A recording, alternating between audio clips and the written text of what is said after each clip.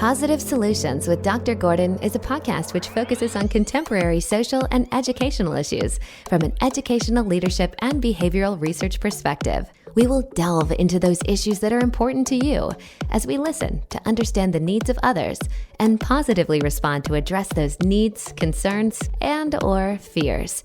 Professionals in their respective fields of expertise, in addition to friends of the podcast, will share their unique perspectives of positive solutions to what matters to you most. Join us every Sunday afternoon at 5 p.m. Eastern, 4 p.m. Central Time, as we share positive solutions to those issues that are important to you. A very pleasant good evening, Carol. How are you? I'm doing well. How are you, Vincent? I am well. Thank you so very much for asking. And to those who are viewing or listening to your favorite podcast, welcome to Positive Solutions with Dr. Gordon podcast channel. And we are syncing with Optimal Life and Leadership Coaching. And so moving forward, we're going to have our weekly podcast featuring a special guest who is an expert in their field. And they're going to share some tidbits and insights on what makes not only them successful, but how they can also use their experience to help to empower you as well, so that you can tap into what success looks like for you. And so Carol is starting us off with season 3. And so it is a pleasure, Carol, to have you join us on Positive Solutions with Dr. Gordon podcast channel. And if you are curious, folks, go to www.optimallifeandleadershipcoaching, www.optimallifeandleadership.com, and you get a chance to check out all of the coaches on there, and you will see Carol, and you'll be able to check out her niche and see if that resonates with you. So let's stop the jabbering, Vincent, and let's jump in to find out what Carol has in store for us. So we're going to just start off right off the bat, sharing some special insights. Carol is an award-winning presenter and also speaker. She is an author as well, and she's also a certified professional coach and an associate certified coach. So she will go into some more details as to what that all means. But let me just start off our conversation, Carol, by just jumping right in and asking you, your life has always been public speaking and training to help people succeed despite life's hardships and also its difficulties. How was this inspiration of the work that you do ignited?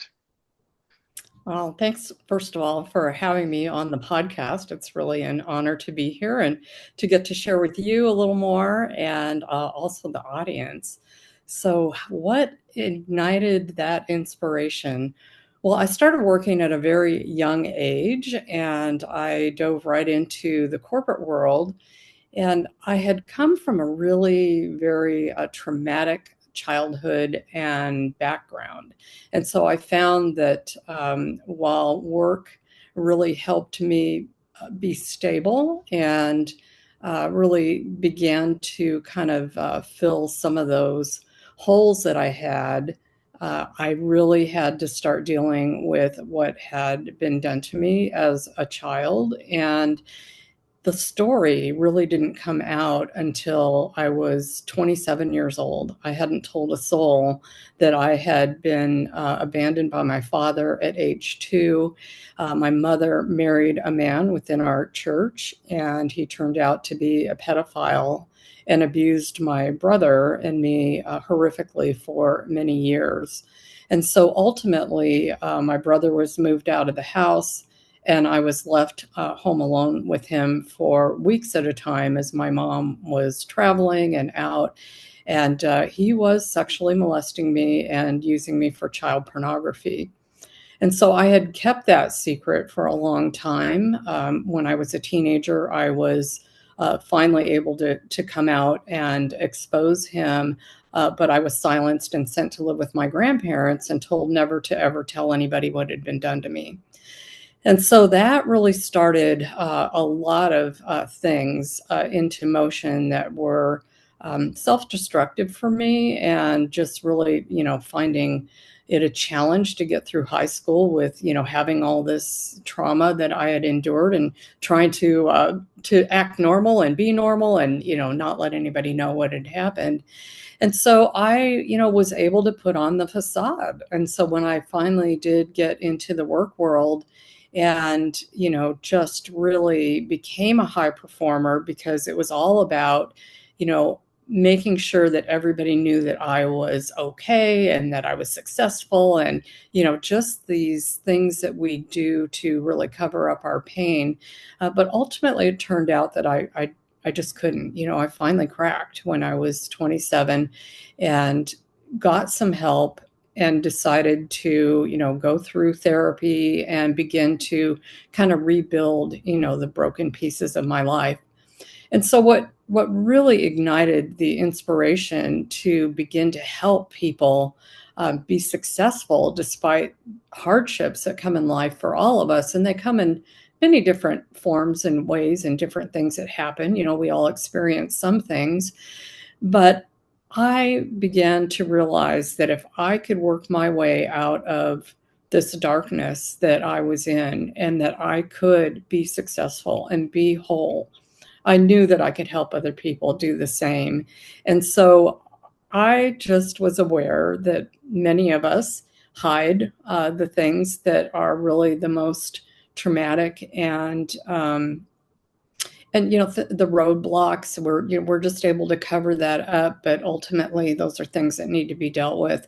And so I knew that if I could push my way through, that not only other people could, but I almost felt a responsibility to go, hey, you can do this, with the proper help and the proper guidance, you can too be free from these limitations that you've put on yourself, due to the trauma that you've experienced.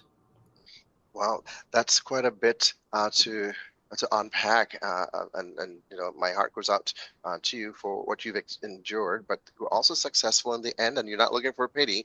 You're sharing what transpired, and there's a pivotal point at the age of 27 where you were able to break through to get to where you needed to receive the help which you did receive, so that you can continue to be successful authentically. Prior to that, you were showing, trying to show that strength, that you have it together. However, deep down, there were some unresolved issues until you got that help when you were age 27. I mean, how accurate is that? Yeah, that's very accurate. And, it's interesting because it took a long time for me to be able to really share the full story and to begin to talk about it. But you're so right. And so I was really covering everything up with high performance. I was always, the high performer at work and doing well and, getting accolades and all of that. But I felt that this piece of me was such a weakness. And it turns out that what I thought was my biggest weakness has turned out to be my biggest strength. Listening audience wants to know, what is that? What appeared to be a weakness, but you discovered it to be a strength. Yeah, I think, you used a word that I love, being authentic. I have learned to be able to be authentic and to be able to face situations that may be challenging, and able to really continue just growing and learning and just always on that trajectory to be the best that I can be. But it's because that's what I want to do, not because I'm hiding some flaw or something that I thought that I had. But because you are that authentic, genuine, and powerful woman that has a passion to accomplish great tasks, to help others to be placed in a much better position to continue to grow in whatever area that might be. Yes. And thank you so much for sharing that. It takes a lot of courage to share something that personal and that tragic. Uh, some have fear. It's either fight or flight, or flight. And sometimes fear holds us back. Someone mentioned that the acronym for fear, FEAR, stood for false evidence appearing real. And when you think Yes. about those words and what you just described for us, um, someone might say, why didn't you say something? Why didn't you tell someone? But perhaps there's that fear that inhibited you from saying something because maybe A, you did not want to get into that person into trouble, or you getting into trouble, or B, what would people think about me? How would they respond to me or react? Therefore, I needed to be this high performer, which was a facade. But at age 27, you got the help that you needed to show up as your authentic self. So I'm just clarifying that in my mind and also for the listening audience as you share your story.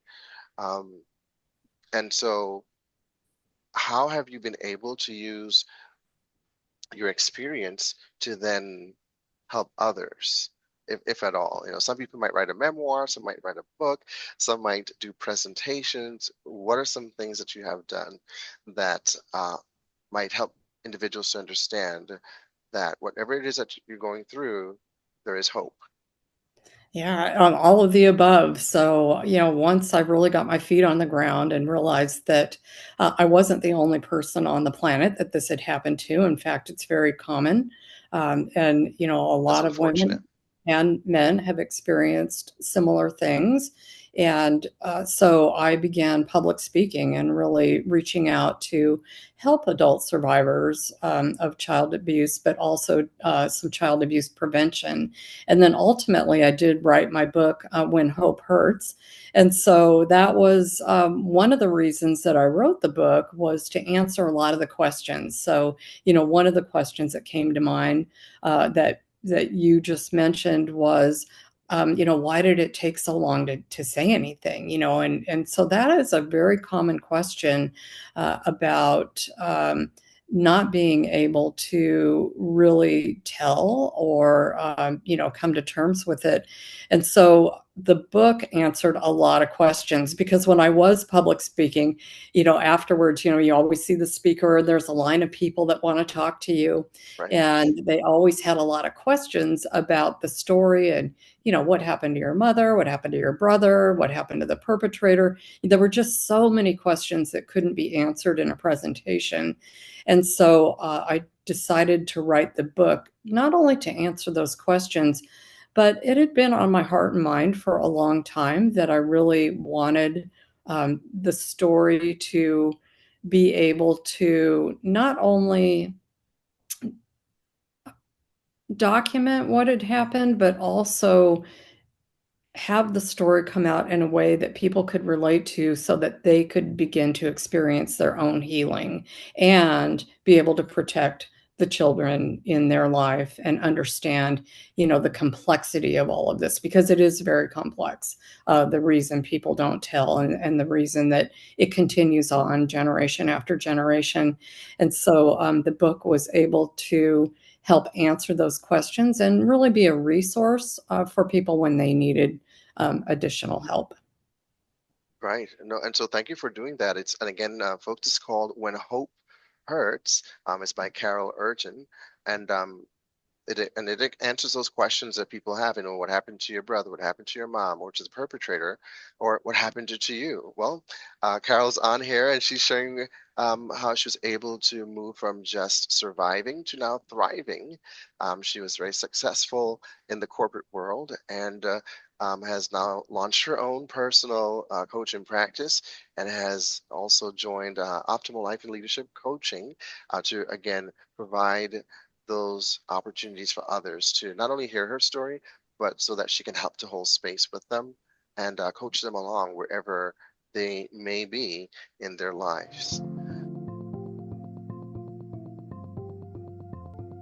You're listening to the podcast Positive Solutions with Dr. Gordon, which is uploaded weekly on Sunday afternoons at 5 p.m. Eastern, 4 p.m. Central, on your favorite podcast directory.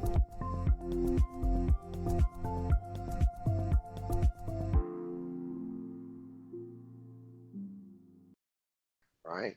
Well, tell us about your journey, Carol, then to becoming a coach, since that was just mentioned. And you're a coach who helps high-performing individuals and teams to reach their fullest potential? Great. Well, yes, the coaching came much later, and so I did continue, my work in the corporate world, and doing a lot of different things. And so my last job was 10 years with a major global corporation, and so through that, I really, was doing some self-development and went through a program that really focused on. It was called Positive Intelligence, and it really focused on how we can take negatives and turn them into positives, and really be able to really control our thinking and how we go from negative thinking to more positive thinking. And I thought that is something that I really want to learn about.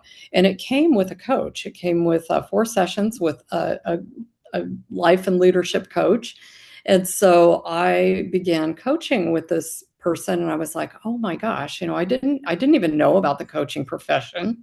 And while we were coaching, I was like, man, I just really, really want to be on the other side of the desk here. And the reason being was, after I had written the book and had a lot of people coming to me for help and guidance and advice, I didn't really feel very prepared to do that. I didn't want to steer them in the, I could steer them in the right direction to get the help they needed. And so, definitely, with something as traumatic as I'd been through, therapy is very important.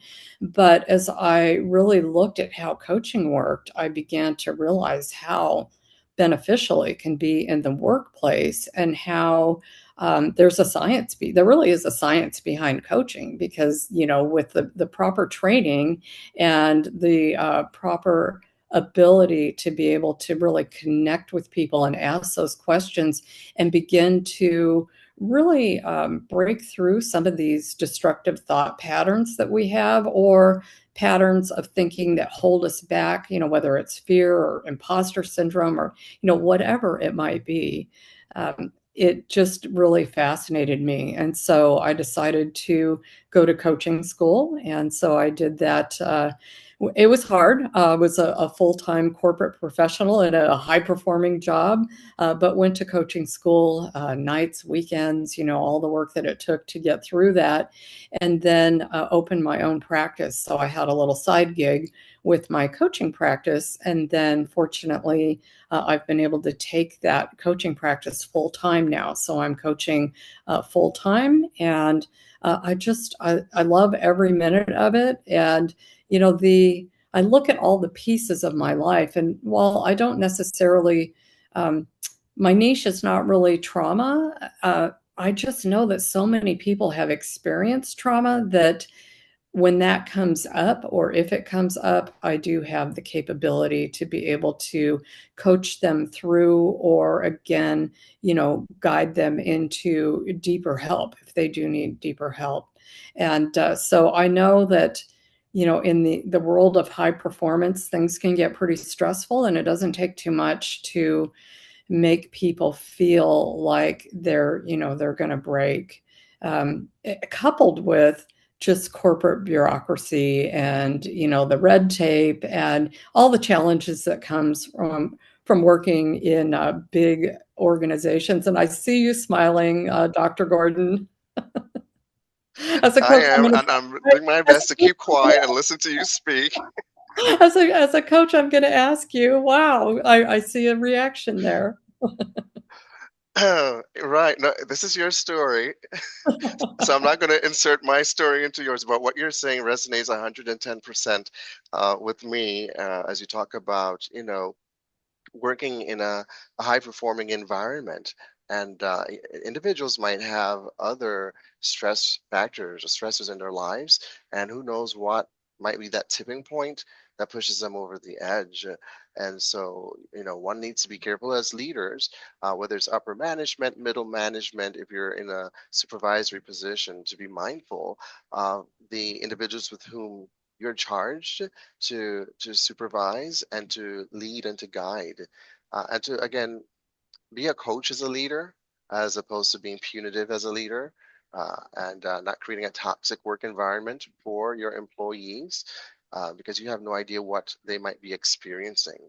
And so I don't want to go off on a trail there. I work, I guess you can say, with school districts in general. That could be looked at as a corporate organization because you have so many Yes. different layers of that. So as you're talking, um, I just smile to myself because what you're saying makes perfect sense. Yeah. Yeah, and I've experienced the school system as well. When I was doing a lot of my speaking and training around child abuse and child abuse prevention, I did a lot of work within schools to help educators understand how to relate to and help children that have been through such trauma. So that was very rewarding. But one thing that you did mention was, as a leader in a large organization, whether it be a government organization or a nonprofit or a corporation, people often ask me, do you just coach on, the business problem? Do you just coach around business related things?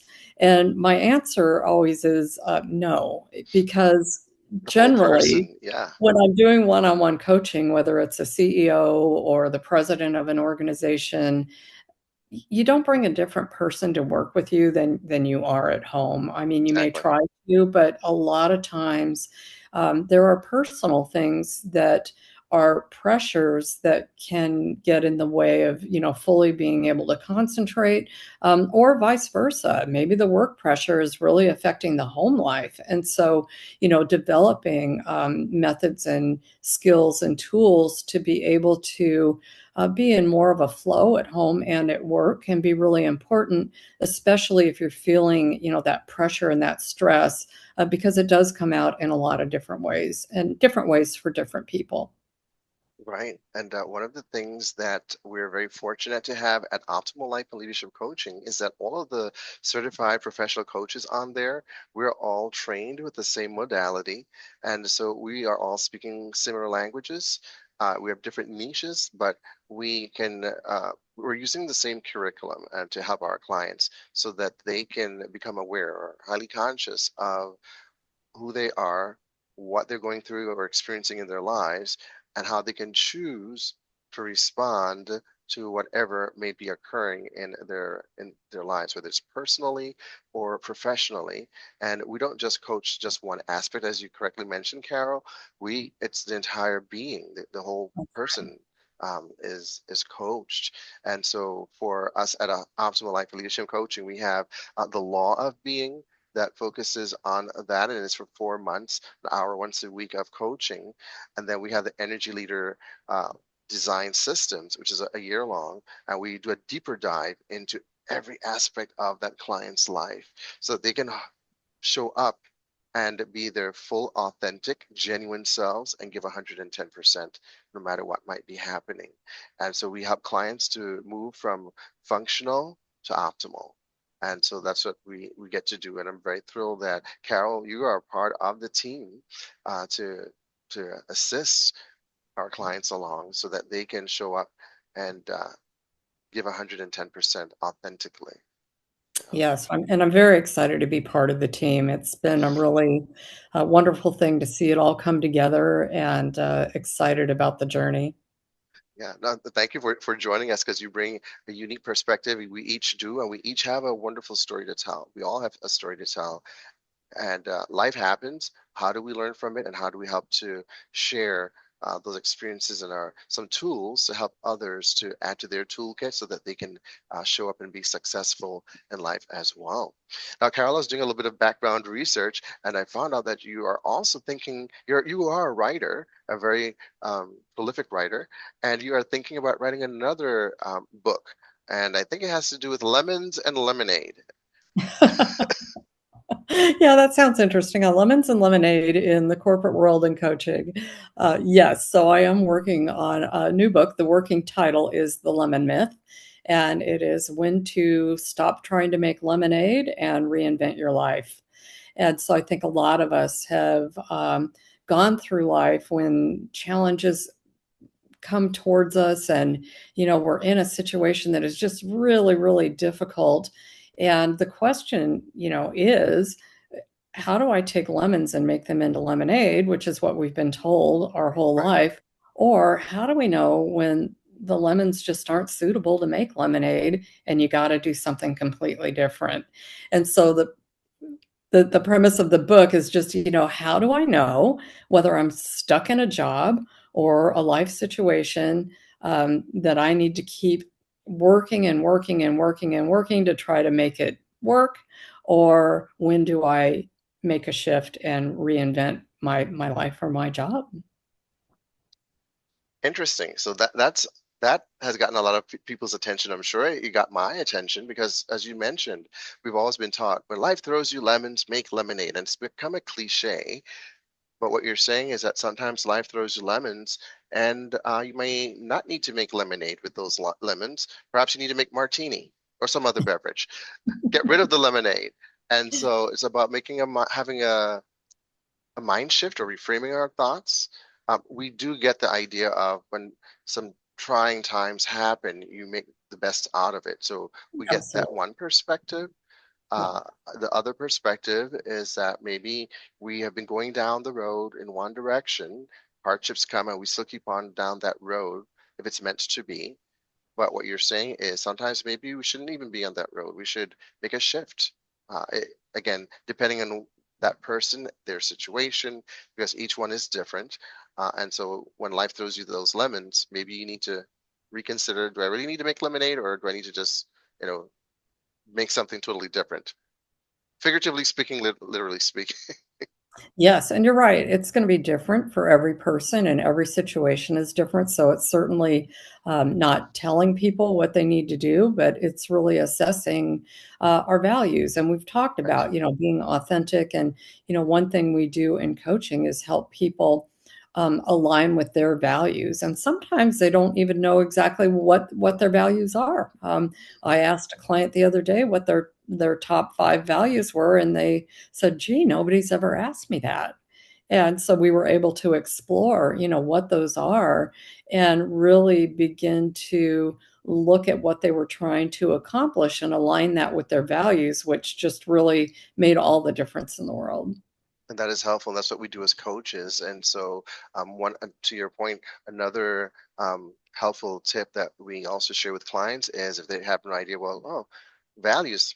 No one has asked that question before, and sometimes that has happened to a number of individuals, of clients. Is to say, well, what are your top 3 non-negotiables in life? What are some Hmm. things that you would not, you said no, this and nothing else. I'm not going to negotiate X, whatever X is for that person. And we help that individual to develop their value system around the non-negotiables in their lives. And that's another helpful tool that we use to help our clients to be successful as they map out for themselves what is important for themselves so that they can show up and be successful. Because success looks differently for each person, and it's not a cookie cutter approach. And Absolutely. and it's just walking in alongside our clients and helping to hold space with them, right? Wow. We can stay here all day talking, but we're going to be respectful of each other's time. And those who are listening or viewing this on YouTube, feel free to go to www.optimallifeandleadership.com and check out the website. You can go to meet our team or our team, and then you can scroll down and you see all about Carol Urton, what her niche is, and you can get to learn a little bit more about her. And if you find that, perhaps what Carol has shared and what she offers by way of coaching is something that resonates with you and that meets your need, just give us a call or send an email to us, and we will do a complimentary coaching session. We'll do a consultation. It's free of charge. The complimentary coaching session is also free of charge. And if you really want that coaching and you feel that, Carol is the person that I would love to be coached by, we'll see how we can make that happen. If her schedule meshes with yours, and we'll try and make that happen. So thank you so very much for listening to Positive Solutions with Dr. Gordon podcast. And Carol, thank you so very much for sharing a little bit about your life and what has brought you to this point of success for you, where you're showing up and helping to hold space for others as well. Thank you so much for having me, Dr. Gordon. Yeah, absolutely. And we're going to start again with our podcast. And every Sunday afternoon at 5 p.m. Atlantic Standard Time, we will have a featured guest sharing what they do. And again, check us out on our website, www.optimallifeandleadership.com. Have a wonderful evening. Thank you for joining Positive Solutions with Dr. Gordon as we learned about different perspectives of contemporary social and educational issues. We hope to educate and encourage as we analyze those topics that are important to you. Please continue to join us every Sunday afternoon at 5 p.m. Eastern, 4 p.m. Central, as new episodes are uploaded on your favorite podcast directory. Remember, become that positive difference that creates a positive outcome in the lives of others as well as in your own life. See you next Sunday afternoon on Positive Solutions with Dr. Gordon.